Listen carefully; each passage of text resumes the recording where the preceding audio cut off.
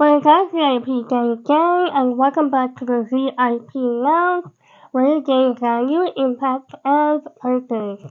Welcome back to another video, guys. So today, I just want to address something that's a little personal. It's not easy to talk about this, but I'm sure as we go, it's gonna get easier to talk about it. So I want to talk about the reason why I want to have children. I know that it's standard for most people to desire to create and have their own family. I mean, that's pretty much the reason why most people get married, right? In the African context, that is. I'm not sure in other cultures and countries what your belief system is.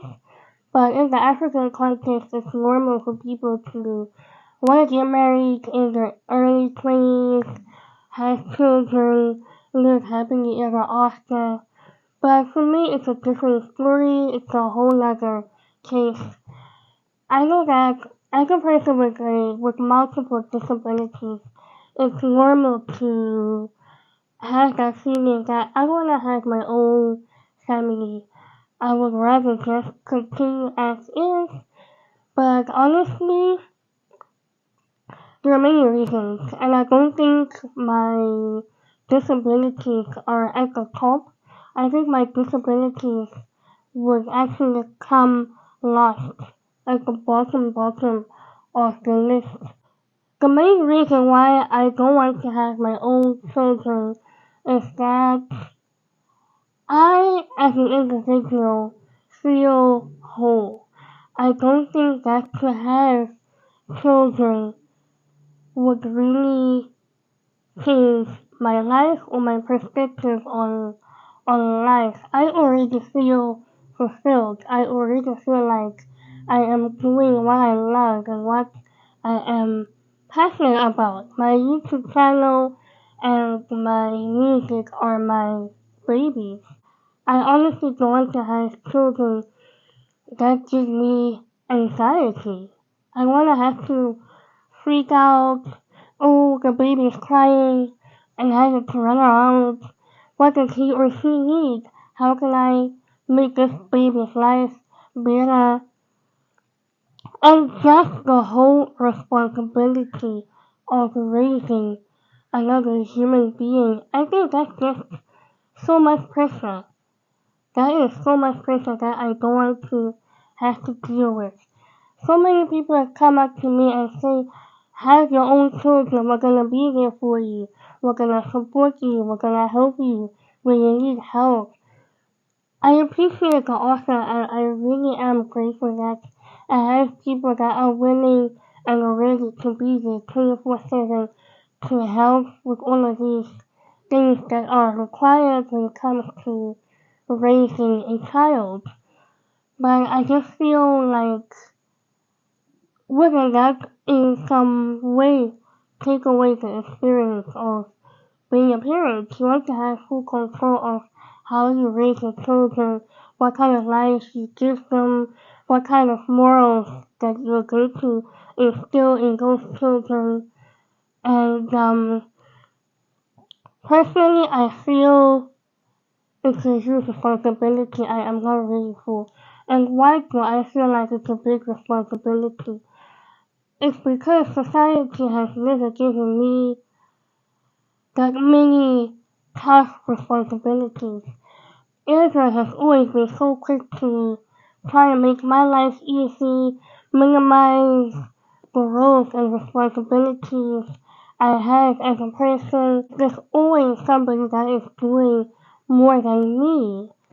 People will look at the people around me and say, why are you not doing this? Why are you sitting around? Another good example is society has put more pressure on my sibling to do well in life because society says you're the one who is not disabled. You're the one who doesn't have a disability. Therefore, you're the one who's supposed to work extremely hard in life so that you look after your sister, look after your father in his old age. So that for me has definitely affected me. How society looks at me. Society just sees a person with a disability, and even I myself see myself in a certain way that, yeah, I know I'm independent in certain areas.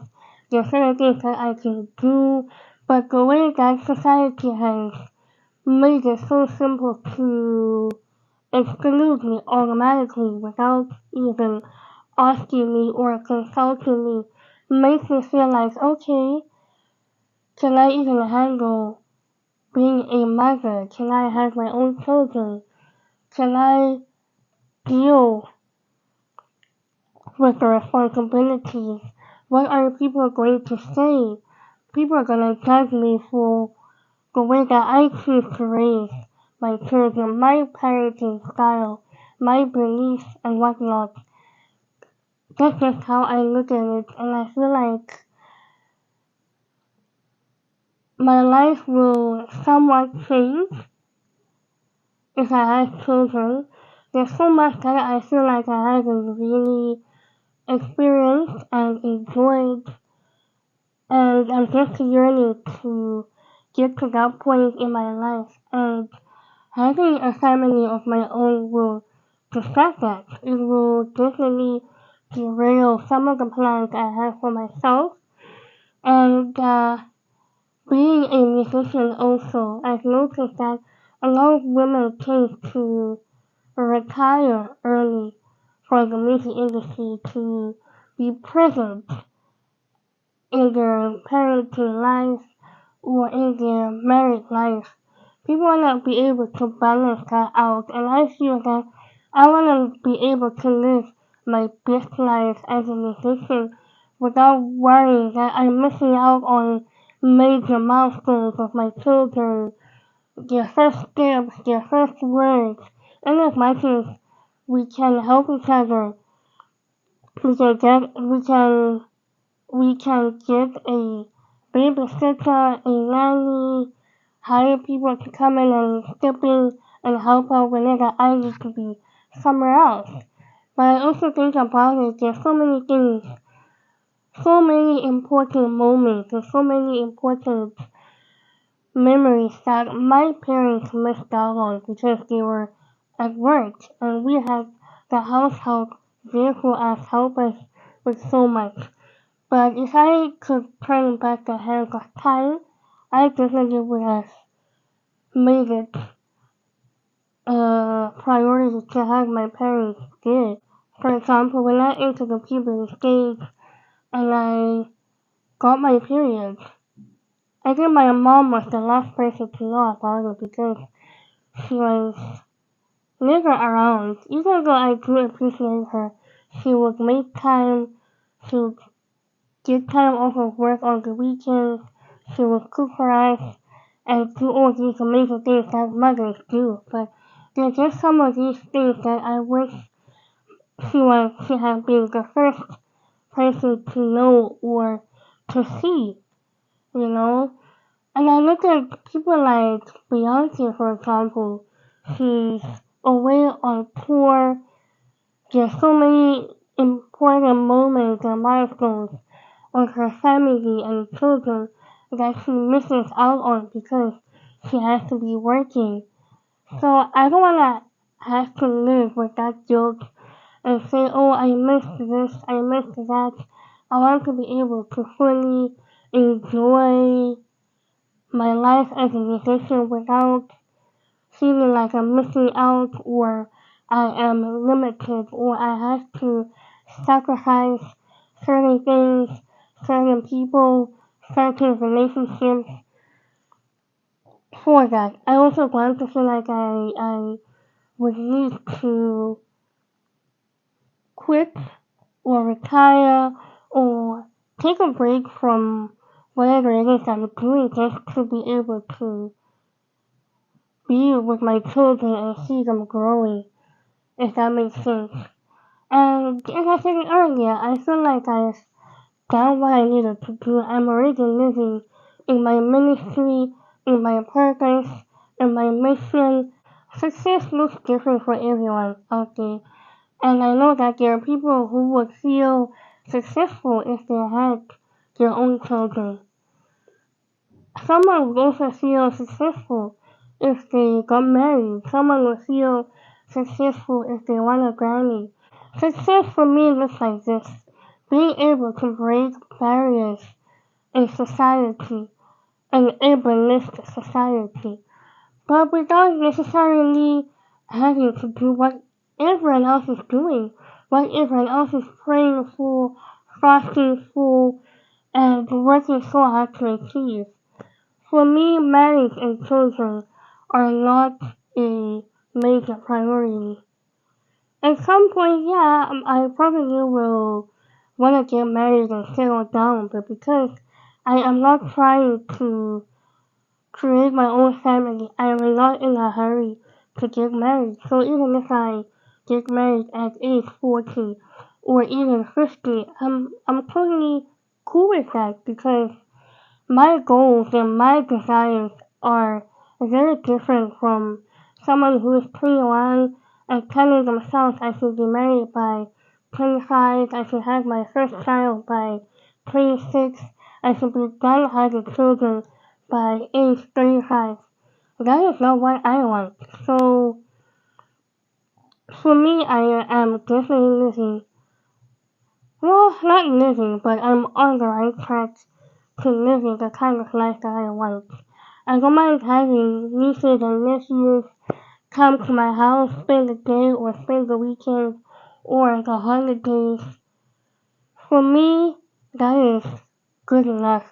If those kids can go back to their original parents for the rest of their life and come to me once in a while, we hang out, we do each other's hair and makeup, we go to the movies, I don't mind. But living with a child 24/7, that is just not me. I feel like I get anxiety. I like my privacy. I like my alone time. I like my independence. I don't want independence. I don't want my privacy invaded. I don't want my space crowded. So, not changing in on who wants to get married and have kids. Do you? If that makes you feel successful and fulfilled, do you boo? Make yourself live the life that you desire for yourself. But as for me, don't think that my disability is the one that is limiting me from carrying a pregnancy. I remember Emmanuel. If you guys remember Emmanuel from the previous story time, yeah, him.